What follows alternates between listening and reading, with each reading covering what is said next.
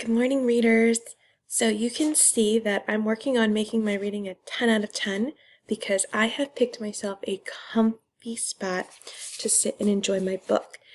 Now this morning I'm going to share with you our story that we're going to use as our read aloud text for all of our reading lessons. So we're going to have like this anchor text that we can all kind of chat about since we're all reading our own stories.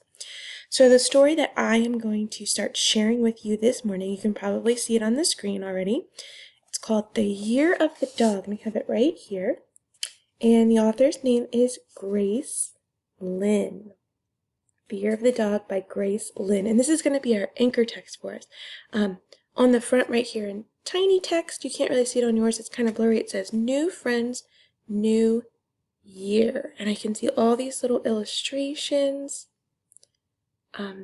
It looks like Chinese culture, and I've definitely heard of the Year of the Dog, and that it's a celebration, but this is my first time reading this book also. So you and I are kind of going to go on a journey together as we read The Year of the Dog. So this morning we're just going to look at the first couple of chapters. They're very short, and get to know our characters and our setting and maybe even our problem a little bit. Okay, readers, get comfy.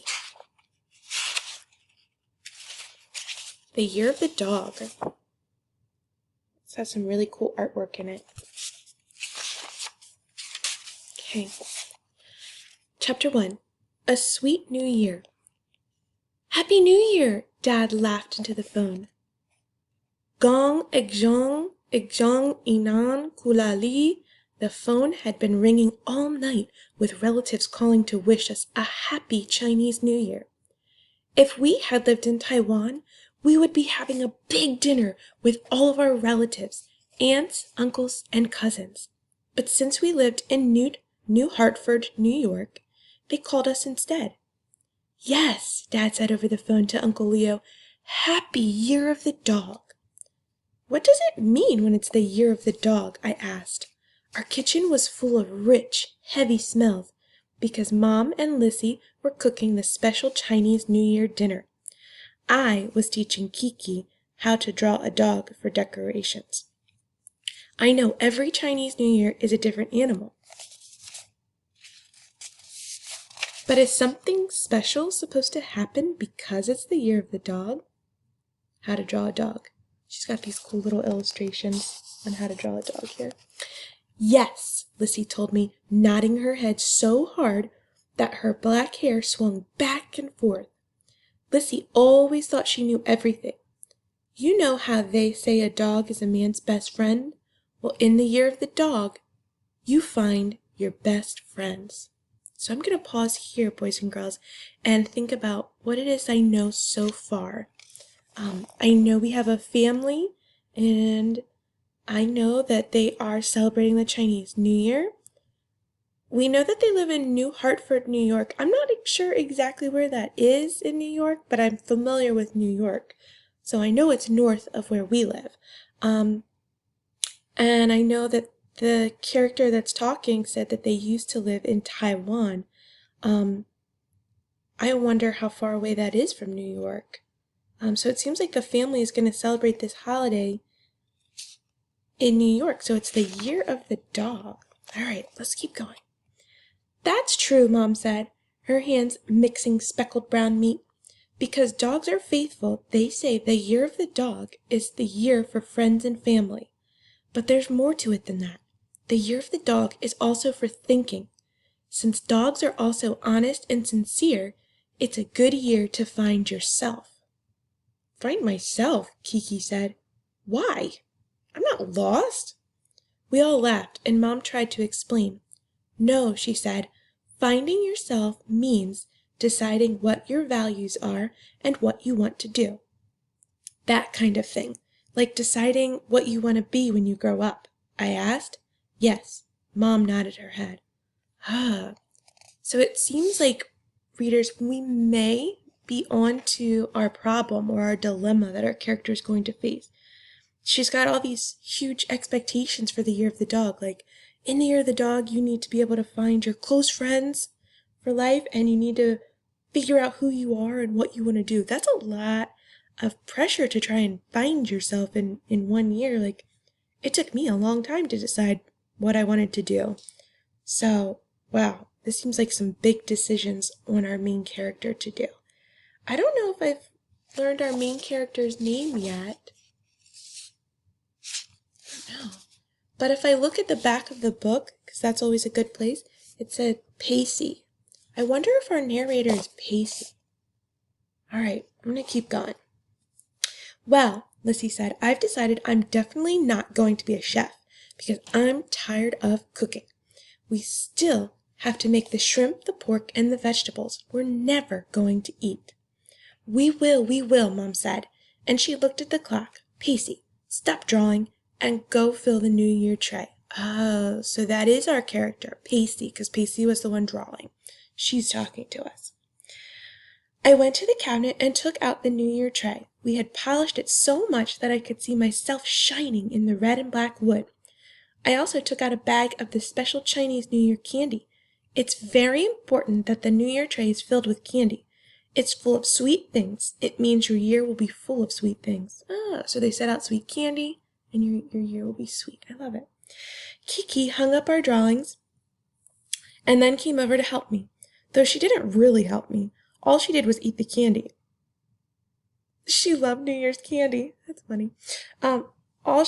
She loved the New Year's candy. I don't know why. It isn't real candy like chocolate or lollipops. New Year's candy is like sticky, taffy melon candy, the color of the moon. Kiki kept eating the candy. She couldn't fill the whole tray. I looked in the cupboard for more, but there wasn't any. But there were rainbow-colored M&Ms. I loved M&Ms. That's real candy. So I filled the rest of the tray with that. Uh-oh. When Lissy saw the tray, her mouth made a big "Oh." You can't fill the tray with M&Ms, she told me. It's a Chinese tray. Only Chinese candy is supposed to go in it. But there's not enough Chinese candy to fill it, I told her. We both looked at the tray. We couldn't decide if it was better to have the tray be half empty with only Chinese candy or full with Chinese and American candy. Mom was frying food, so we took the tray to Dad. He scooped up a big handful of Chinese candy and M&Ms and ate it. This way is good, he said. We should have both Chinese and American candy for the New Year. It's just like us, Chinese American. I think it's going to be a very sweet year. All right, readers, we're up to chapter 2, How to Get Rich. Ooh, I'm going to pay close attention to this chapter. I'm excited by it. All right, time to eat, Mom called. In the dining room, there was so much food.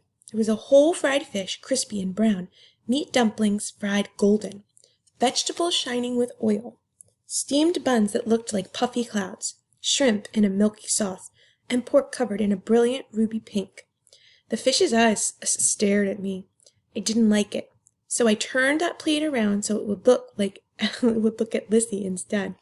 She turned it back towards me, and I turned it again. Finally, we had it look at Kiki. She didn't notice. Everything we eat tonight has a special meaning, Dad said. These vegetables mean wealth. How about the shrimp? I asked. That means wealth too, Dad said. What does the pork mean? Lissy asked. Wealth too, said Dad. Everything means wealth, Lissy said. All we care about is money. Well, don't you want to be rich? Mom asked. Yes, Lissy and I said at the same time. Kiki nodded her head. I want to be a millionaire, I said. Oh, yeah, I want to be a gazillionaire, Lizzie said. Me too, Kiki said. Me too. Well, eat these, Mom told us, passing the fried dumplings. They say they symbolize gold coins, so if you eat them, you'll be rich. I don't know how they're going to make me rich, I said. They don't look like gold coins to me. Maybe that's what coins look like in the olden days, Lizzie whispered to me. I'm going to eat all of them, Dad teased. Then I'll have all the money, and you'll have none. That's not fair, I said, trying to grab some of the dumplings off his plate. Give me some. I'll sell you one for $1, Dad said. That's how you'll get rich. The phone rang again, and this time it was Grandpa calling to say Happy New Year. I bet Grandpa ate a lot of those dumplings, Lizzie said. Grandpa's rich. Maybe he charged $2 for each dumpling, I joked. Actually, Mom said, Grandpa got rich by doing a job for free. Did I ever tell you the story about Grandpa's first patient? We all shook our heads, and Mom started the story. So I'm going to stop and pause right here. That was a lot of dialogue. Those were a lot of characters all talking at the dinner table. The big idea, the gist that I was getting from that is that the family is really focused on wealth and they care about getting rich, and that seems important to everybody, mom, dad, and the girls as well. All right, so we're going to look at this small story about mom telling how Grandpa got rich. This is the part I'm going to zoom in on. How Grandpa got rich. When Grandpa graduated from medical school, he was officially a doctor. He was so proud. But he had a problem. He had no patience. It seemed like whenever people were sick, they went to someone else. No one wanted to go and see Grandpa, a young doctor with no experience. Still, with the help of his parents, he opened a small clinic in the neighborhood. Sometimes his mother would come over, saying she had back pain so he could cure her. Sometimes Grandpa would use a stethoscope on himself just to make sure it was working. But most of the time, Grandpa sat there alone, like the last dumpling on a plate. Look, this little picture. Grandpa alone on his clinic. Then one night, just when the sky began to darken with shadows, there was a frantic banging at the door. A street vendor had been robbed and was badly hurt. His clothes looked like dish rags of blood, and his wife begged for help. Grandpa jumped up and worked hard to save the vendor's life. He worked deep into the night and only stopped when the moon hung like a freshly peeled lychee in the sky. Finally, the patient was out of danger. Grandpa left him with his wife in the clinic and told them that he would check up on them in the morning. But when Grandpa woke up the next morning and went to check on his patient at the clinic, there was no one there. The bed was made and the room was clean as an empty rice bowl. Had he dreamed it all? Later, Grandpa found out that his patient was very poor. He and his wife had sneaked away after Grandpa had left because they knew they could not pay him. In fact, right after the accident, the wife had brought the vendor to the two other doctors before Grandpa. The other doctors had refused to operate because they knew they couldn't pay. Grandpa, on the other hand, didn't even think about asking for payment. He had just hurried to save his life. So it looked like Grandpa's first patient was going to be free of charge. Grandpa worried because he thought that it didn't look like a good start for his business. He had his family to support, and they were counting on him to make money as a doctor. Was the first patient a sign of his future? But he shouldn't have worried. Like the smell of roast pork, the news of Grandpa's good work spread around the village. People were warmed by the fact that Grandpa cared more for their lives than their money. They stopped seeing their other doctors and came to him instead. Soon he had more patients than he could handle. And that is how Grandpa became rich, Mom finished. Then she looked at the empty table. There's no food left for me. Wow. So think about that story that she told about Grandpa.